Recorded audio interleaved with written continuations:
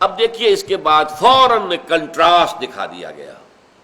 دیکھو مسلمانوں، تمہیں اللہ سے محبت کا دعویٰ ہے، تمہیں رسول کے ساتھ عشق کا دعویٰ ہے، تو سن لو، ان اللہ یحب الذین یقاتلون فی سبیلہ صفا کانہم بنیان مرصوص. اللہ تعالیٰ کو تو محبت ہے اپنے ان بندوں سے جو اس کی راہ میں جنگ کرتے ہیں، ایسی صفیں باندھ کر گویا کہ سیسا پلائی ہوئی دیوار ہے. اب یہاں پر جہاد کی نویں منزل کا ذکر کر دیا گیا. یہاں پر آپ دیکھیں گے کہ اسی سورہ مبارکہ کا دوسرا رکوع جب آئے گا تو جہاد کی بات کی جائے گی، اور وہاں سوال کیا ہوگا؟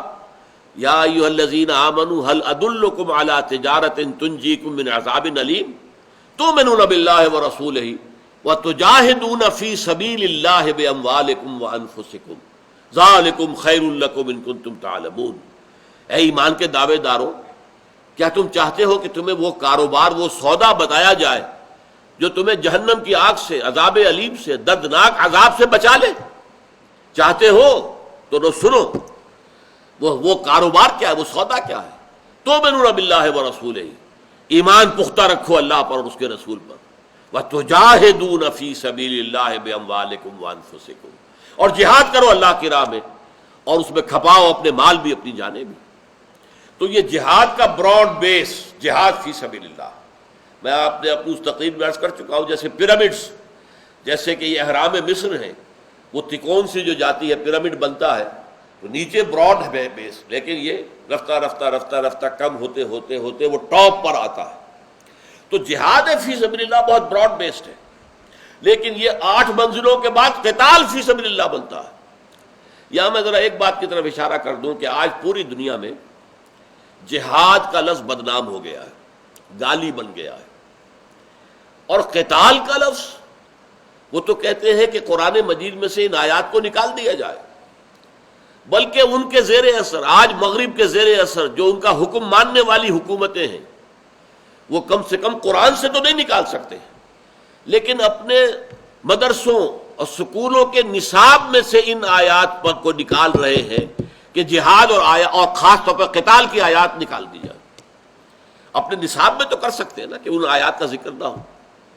سعودی عرب میں یہ حکم دیا گیا کہ جہاد اور قتال، اور خاص طور پر نصارہ اور یہود کے بارے میں قرآن مجید میں جو آیات آئی ہیں ان کو اپنے خطبوں میں بیان نہ کیا جائے. یہ ہو چکا ہے.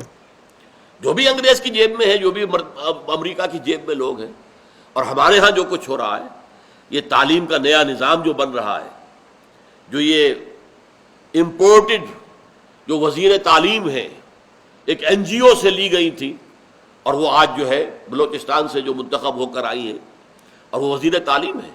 اصل میں ان کا مقصد کیا ہے جو امریکہ نے ان کے حوالے کیا ہوا ہے کہ پاکستان کے اندر بھی نصاب میں سے، اسلامیات کے نصاب میں سے وہ حصے نکال دیے جائیں جس سے کہ لوگوں کے اندر جہاد اور قتال کی فضیلت اور اس کے لیے جذبہ ابھرتا. قرآن میں رہے، ٹھیک ہے، قرآن سے تو کوئی نہیں نکال سکتا، کسی کا باپ نہیں نکال سکتا، اس لیے کہ قرآن مجید کی حفاظت کا ذمہ اللہ نے لیا ہوا ہے. انا نحن نزلنا الذکر وانا لہ لحافظون، ہم ہی ہیں اس ذکر کے نازل کرنے والے، اور ہم ہی اس کے محافظ ہیں. اس کے اندر سے نکالا نہیں جا سکتا. ایک موقع پر گلیڈسٹون تھا کہ جو وزیر اعظم تھا برطانیہ کا، اور اس نے اپنی پارلیمنٹ میں قرآن مجید کا نسخہ یوں لہرایا تھا، جب تک دنیا میں یہ کتاب موجود ہے امن قائم نہیں ہو سکتا. اسی طریقے سے کلکتہ ہائی کورٹ نے فیصلہ دیا تھا کہ قرآن مجید کو بین کر دیا جائے انڈیا کے اندر. اس میں تو آیات ہے قتال کی ہے، جہاد کی، اگرچہ اس میں جو میں اپنی پہلی تقریر میں بیان کر چکا ہوں، مغالطے جو پیدا ہوئے دنیا میں ان میں ہمارا اپنا عمل دخل ہے. ہم نے جہاد کی ہر شکل کو جنگ قرار دے دیا، اور جنگ جو ہے مسلمان جب بھی کرے، جس شکل میں کرے، جس مقصد سے کرے، وہ جہاد فی سبیل اللہ ہے. تو ہم نے خود بدنام کیا ہے. اس حوالے سے یہ جان لیجیے، یہاں جس قتال کا ذکر ہو رہا ہے یہ وہ 8 منزلوں سے گزر کر جہاد کرنا اور قتال کرنا ہے. پہلے دعوت دینی ہے، پہلے اپنے آپ کو پورا اتارنا ہے اللہ تعالیٰ کے احکام کے مطابق، اپنے نفس کے خلاف جہاد کرنا ہے، معاشرے کے غلط جو دباؤ ہیں ان کو ریزسٹ کرنا ہے، ان کے خلاف جہاد کرنا ہے کہ تم ہمیں ادھر دلانا چاہتے ہو، ہم نہیں جانا چاہتے، ہم دوسری طرف جائیں گے. شیطان کے خلاف جہاد کرنا ہے جو ہمارے نفس کے اندر پھونکے مارتا ہے، اور ہماری جو خواہشات ہیں، ایڈ لبیڈو، جو ہمارے اندر شہوات ہیں، ان کے اندر پھونکے مار کر انہیں مشتعل کرتا ہے۔ پھر یہ کہ معاشرے کے اندر غلط نظریات کے خلاف جہاد ہے، غلط فلسفوں کے خلاف جہاد ہے، غلط خیالات کے خلاف جہاد ہے، اور دین کی دعوت دینا ہے حکمت کے ساتھ، موعظہ حسنہ کے ساتھ۔ جدال کرنا پڑے تو وہ بھی بہت عمدہ طریقے سے، وجادل بالتی احسن۔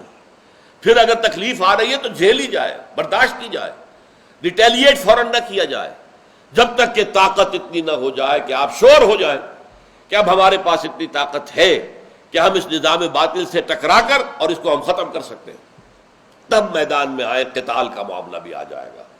لیکن ان منزلوں سے گزرے بغیر یہ تو ہو سکتا ہے کوئی جنگ جائز ہو، اپنے حقوق کے لیے جنگ کی جا رہی ہے، ظاہر بات ہے اب روسی فوجیں آ گئی تھی افغانستان میں، تو ہر افغان کا آدمی کا اور ہر شخص کا یہ فرض تھا کہ وہ اپنے ملک کی آزادی کے لیے تحفظ کرے، لڑے۔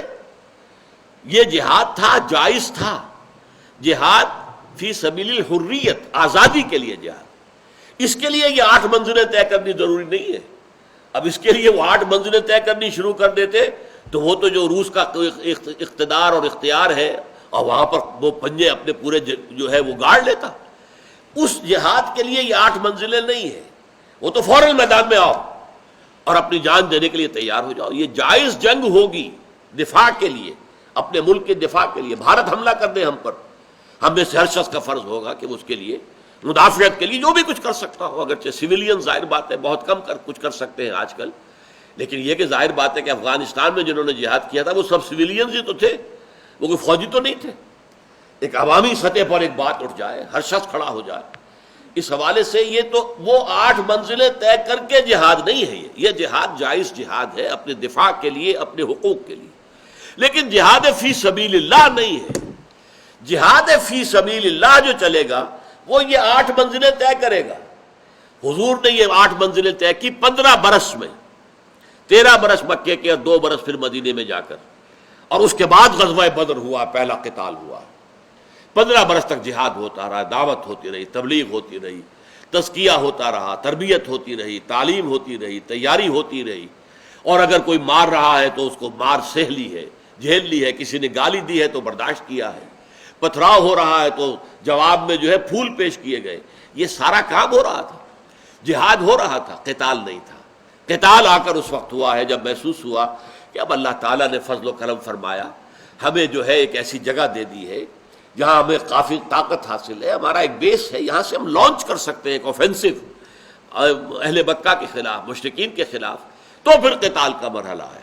لیکن یہاں پر اس آیت میں آخری منزل کا ذکر کر دیا گیا۔ یہ کیوں؟ کہ جان لو اگر یہ تمہارا ہدف نہیں ہے تو پھر تم سچے مومن نہیں ہو۔ یعنی یہ کہ آپ راستہ تو طے کرتے ہیں، آپ کو جانا ہے 100 میل، لیکن آپ کو معلوم ہے جانا کہاں ہے، جانا ہے ساہیوال جانا ہے یا جانا ہے سرگودے جانا ہے، منزل تو معین ہے نا۔ چاہے ابھی آپ چل رہے ہیں، ابھی 10 میل پہنچے، ابھی 20 میل پہنچے، ابھی 30 میل پہنچے، ابھی 40 میل پہنچے ہیں، 80 میل آ گئے، 90 میل آ گئے، اب اگلا جو ہے پڑاؤ جو ہے اسے 100 میل پر آ جائے گا۔ لیکن یہ کہ ہدف معین ہونا چاہیے۔ جہاد فی سبیل اللہ اور بندہ مومن کی زندگی کا ہدف ہے قتال فی سبیل اللہ۔ اس راستے پر چلنا ہے کہ اگر اس میں ریسپانس مل جائے، کافی لوگ ساتھ آ جائیں، ڈسپلنڈ ہوں، وہ سم و طاعت کے عادی ہو گئے ہوں، وہ اپنے نفس کے اوپر حکمران ہو چکے ہوں، بجائے اس کے کہ نفس کے محکوم ہوں، نفس پر حاکم بن چکے ہوں، اپنا تزکیہ کر چکے ہوں، اللہ کی محبت اور آخرت کی نجات کے سوا کوئی شے ان کا مقصود و مطلوب نہ رہے۔ لا مطلوب الا اللہ، لا مقصود الا اللہ، لا محبوب الا اللہ۔ اگر ایسی ایک بڑی جمعیت فراہم ہو گئی ہے تو آپ قتال کی طرف بھی جائیں گے، نہیں ہوتی تو وہ قتال کی منزل نہیں آئے گی۔ آپ کو معلوم ہے حضرت نوح علیہ السلام دعوت دیتے رہے، معاشرے سے ریسپانس ملا ہی نہیں، آبان و انصار نکلے ہی نہیں، آئے ہی نہیں، تو آگے قتال کا مرحلہ تو نہیں آ سکتا۔ ایسے یوں سمجھیے کہ اگر سورج جو ہے نصف النہار پر کھڑا ہو جائے، وہ نیچے اترنے کا نام ہی نہ لے، تو ظہر کا وقت نہیں آئے گا، آپ ظہر نہیں پڑھ سکتے۔ ظہر آپ پڑھیں گے اسی وقت جب کہ سورج ڈھل کے، اقم الصلاۃ لدلوک الشمس الی غسق اللیل، یہ تو سورج نصف النہار سے جب ڈھلکے گا پیچھے کی طرف، مغرب کی طرف، تب ظہر کا وقت ہوگا نا۔ اگر وہی کھڑا ہے تو زور آئے گا ہی نہیں، آپ زور نہیں پڑھ سکتے۔ اسی طریقے سے اگر وہ مرحلہ قتال کا نہیں آتا، اگر وہ 8 منزلیں جو ہے وہ کامیابی کے ساتھ طے نہیں کی ہے تو وہ نہیں آئے گا مرحلہ، لیکن نیت رہے گی، نیت پہلے سے ہونی چاہیے۔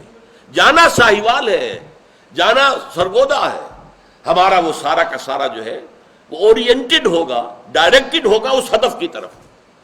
یہی وجہ ہے کہ ایک حدیث ہے بڑی پیاری، جس شخص نے اللہ کی راہ میں کبھی قتال نہیں کیا اور نہ ہی کبھی اپنے نفس میں اس کے لیے کوئی تمنا اور آرزو پیدا کی، فقد مات علی شعبۃ من النفاق، وہ نفاق کے ایک شعبے پر، ایک شاخ کے اوپر اس کی موت واقع ہوئی۔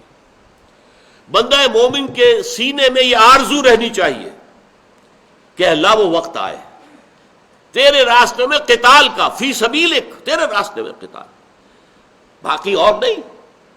راستہ یہ ہماری جد و جہد دعوت کے مراحل سے گزر کر اور کامیاب ریسپانس ملے اور مناسب تعداد میں لوگ آ جائیں، ان کی تربیت ہو جائے، اتنی طاقت فراہم ہو جائے کہ پھر قتال فی سبیل اللہ کی منزل آ جائے، اے اللہ آئے میری زندگی کے اندر۔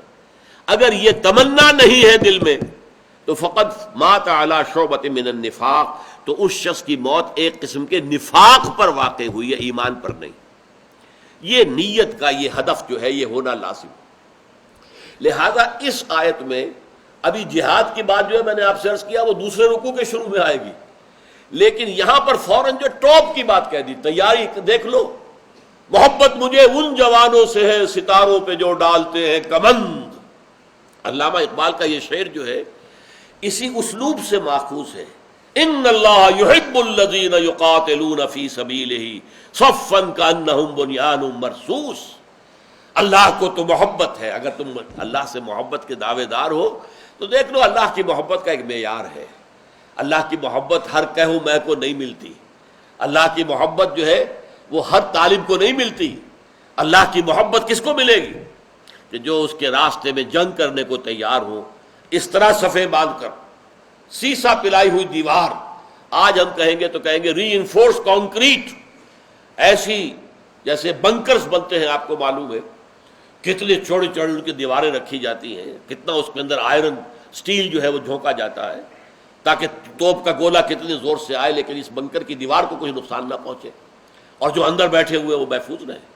تو جب جنگ کریں اللہ کی راہ میں تو ان کی صفیں ایسی ہوں جیسے کہ سیسا پلائی ہوئی دیوار، جیسے کہ بنکرز ہیں کہ ان کے اندر کوئی رکھنا جو ہے بڑے سے بڑا توپ کا گولہ بھی آئے گا تو رکھنا نہیں ڈالے گا، یہ صف جو ہے تتر بتر نہیں ہوگی۔ یہ ہے اللہ کی محبوبیت کا مقام۔ تو دیکھ لو، اگر تو اس راستے پر آنا ہے اور خلوص دل کے ساتھ آنا ہے تو اللہ نے تو اپنی محبت کے مقام کے تمہیں اطلاع دے دی ہے۔ محبوبیت خداوندی کا مقام کیا ہے؟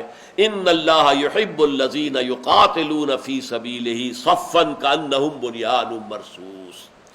اللہ تعالیٰ مجھے اور آپ کو اولاً تو جہاد فی سبیل اللہ، جس پر تفصیل سے گفتگو ہو چکی ہے، اس کے لیے اپنے آپ کو اپنی کمر کسنے کے لیے ہمیں ہمت عطا فرمائے اور دل میں یہ آرزو پیدا کر دے۔ شہادت ہے مطلوب و مقصود مومن، نہ مال غنیمت نہ کشور کشائی۔ یہ مطلوب و مقصود مومن شہادت ہو جائے، اللہ کی راہ میں ہمیں موت آئے، قتال فی سبیل اللہ کے راستے میں اس میں ہمیں موت آ جائے تو اس سے بڑی کامیابی اور کوئی نہیں ہے۔ بارک اللہ لی ولکم فی القرآن العظیم ونفعنی وإیاکم بالآیات والذکر الحکیم۔